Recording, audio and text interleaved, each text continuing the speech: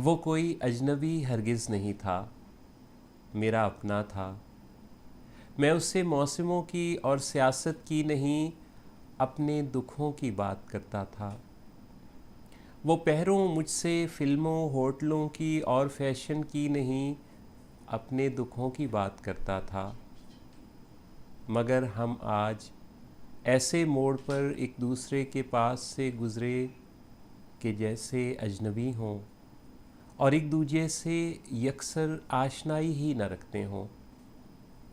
कई बातें मेरे होंठों पे रक्सां थीं, कई असरार थे जो उसकी आंखों से झलकते थे।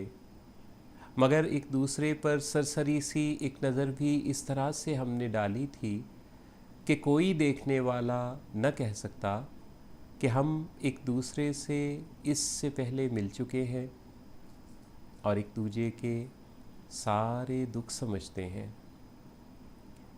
जिसे दिल आज भी अपना समझता हो, जिसे पाने की हसरत दिल में पलती हो, उसी के पास से जब अजनबी बनकर गुज़रना हो तो दिल पर जो गुज़रती है उसे लफ्ज़ों का पैकर बख्शना चाहूँ तो सारी ही लुग़त बेकार लगती है।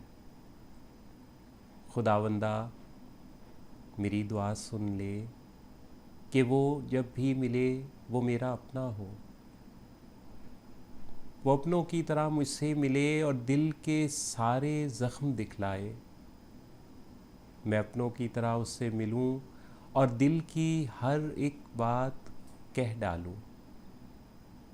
और ऐसा अगर नहीं मुमकिन और एक दूजे के पहलू से इसी सूरत ही यकसर अजनबी बनकर गुज़रना ही मुक़द्दर है, तो फिर हम उम्र भर ऐसे मुखालिफ रास्तों पर ही चलें जिन पर कभी एक दूसरे से इस तरह मिलने की सूरत ही न पैदा हो।